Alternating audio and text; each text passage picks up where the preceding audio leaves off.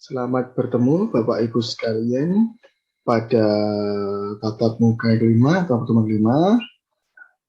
Pada kesempatan ini kita akan membahas tentang etika di dalam sistem demokrasi.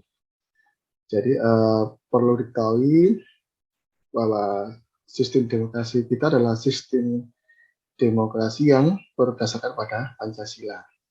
Ya, menariknya di sini kita harus mengetahui bahwa etika itu menyangkut apakah sesuatu itu dianggap baik ataukah buruk. Ini yang harus menjadi pegangan kita. Tentu ini bisa kita rasakan hal yang baik, ini baik dan ini buruk. Ya, yang paling utama kita dasarkan pada hati nurani kita. Oke, Bapak Ibu sekalian.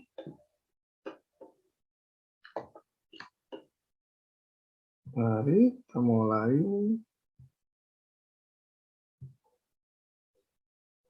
Jadi di sini tentu ada kepentingan yang saling berbeda, ya tentu di dalam kehidupan bernegara dan masyarakat itu ada kepentingan yang saling berbeda dan saling bertengkar. Oleh karena itu, agar bisa didamaikan, maka etika lah yang digunakan sebagai dasar untuk membimbing keadaan tersebut agar menjadi damai. Adapun perdamaian itu harus memenuhi norma keadilan dan norma penghargaan terhadap nilai-nilai kemanusiaan. Ini yang harus kita pegang. Tentu etika yang paling utama adalah membimbing manusia menuju kebahagiaan atau eudaimonia. Ini menurut Aristoteles. Inilah hal yang harus kita lihat tentang etika yang berperan di dalam mendamaikan suatu masalah. Ya tentu dengan atas dasar norma-norma keadilan dan norma kemanusiaan atau nilai-nilai kemanusiaan. Nah, sekarang kita masuk dalam etika politiknya. Kalau kita ngomong politik, berarti kita itu memang sebagai makhluk sosial atau makhluk zon politikon, ya, yang akan hidup bersama satu sama lainnya. Nah, di dalam etika politik yang menjadi pertanyaannya, bisakah kita berperan, bertanggung jawab, dan menjalankan kewajiban kita sebagai manusia? Ini yang harus kita renungkan. Ya, tentu kita menyadari bahwa kita adalah makhluk Tuhan, di samping itu kita adalah makhluk sosial yang selalu berinteraksi dengan lingkungan sekitar. Tentu dengan interaksi itu, jangan sampai hak kita melebihi apa yang sudah menjadi standarkan. Artinya hak kita jangan sampai melanggar haknya orang lain. Dan kita tentu punya kewajiban, ya kewajiban yang harus kita emban sebagai manusia. Kalau di Muslim kita manusia itu sebagai khalifatul fil ard, manusia sebagai wakil di bumi.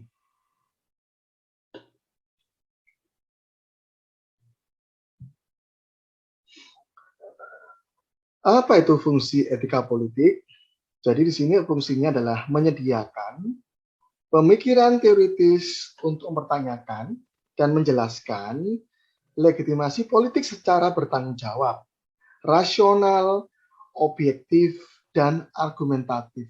Ya, rasional tentu bagaimana secara sah politik itu ya, dianggap sebagai bertanggung jawab, dan rasional bisa diterima oleh akal, dan objektif apa adanya, dan bisa diperdebatkan argumentatif.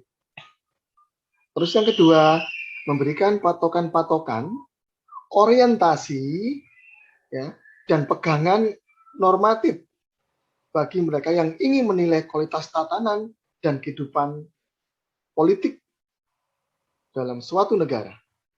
Tentunya dengan ukuran martabat hak, martabat manusia.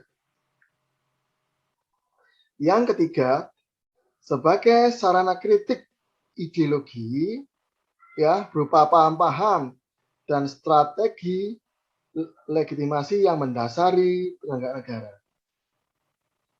Ya, nah, kalau sekarang kan yang lagi ramai adalah masalah kekerasan, ya. Ada kekerasan, ya, baik itu kekerasan oleh agama, kekerasan oleh kelompok dan sebagainya, atau kita kenal dengan terorisme. Nah, ini ditinjau dari seperti itu, paham-paham dari luar yang sifatnya merusak. Ya, tentunya ideologi kita adalah ideologi Pancasila. Diharapkan paham-paham dari transnasional yang dari luar, ya, baik itu paham komunisme, paham liberalisme, dan paham-paham lainnya yang bisa merusak, hendaknya dengan fungsi etika politik ini bisa dinilai kira-kira ideologi mana yang cocok dengan situasi bangsa dan negara Indonesia. Nah, seperti apa ya? Jadi itulah yang harus kita pahami, bahwa itu fungsi dari etika politik. Berikutnya, ini yang harus dilihat. Kalau kita menganut, ya, paham demokrasi, ya, tentu ini yang harus dipegang. Meskipun diakui adanya prinsip-prinsip umum atau dasar yang harus ada dalam setiap demokrasi, misalnya tata cara pembuatan undang-undang yang sangat bervariasi masalahnya, namun apapun bentuknya pembuatan ini tentu harus mematuhi prinsip dasar, yaitu terlibatan rakyat di dalam proses pembuatan undang-undang itu, sehingga mereka merasa memiliki aturan tersebut.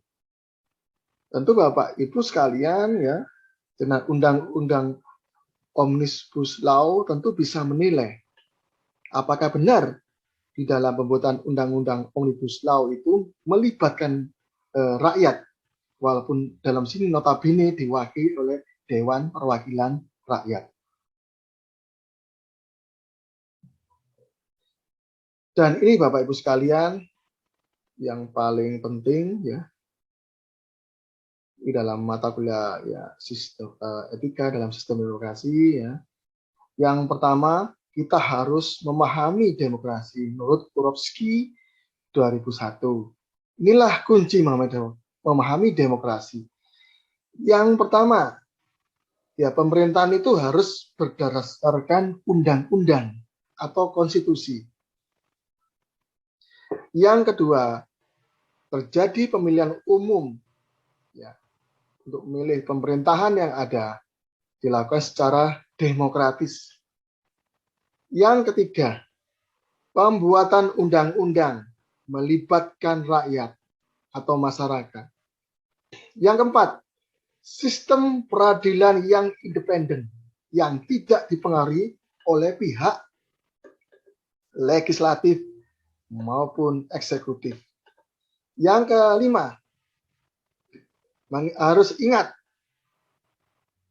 kekuasaan lembaga presidenan itu hanya di sektor eksekutif. Yang keenam, peran media yang bebas, tapi asal bebas yang bertanggung jawab, ya, tidak membuat berita yang bersifat hoax ataupun apapun itu, ya, tentunya akan membuat kegaduhan di masyarakat. Artinya bebas yang bertanggung jawab. Terus adanya peran kelompok yang berkepentingan, ya, stakeholder, yaitu siapa? Kalau dalam suatu pemerintahan itu, ya, masyarakat, ya, DPR, kelompok pencinta lingkungan atau kelompok sosial, perusahaan, karyawan, dan sebagainya. Yang kedelapan, melindungi hak-hak minoritas. Ya, hak minoritas. Yang kesembilan, ya, ini yang paling penting, hak masyarakat untuk tahu ya mengetahui. Misalnya saat ini kita lihat misalnya pemerintah berhutang, ya tentu ini sudah menjadi rahasia umum. Pemerintah hutang kepada Republik Cina ternyata baru ketahuan dan masyarakat baru tahu setelah ada media yang bocorkan. Yang ke-10, kontrol sipil atas militer. Tentu Bapak Ibu sekalian melihat kondisi yang ada di Myanmar itu adalah menampakkan bahwa militer yang mengendalikan negara. Dan ini tentu akan bersifat opresif dan represif yang akan menekan masyarakat.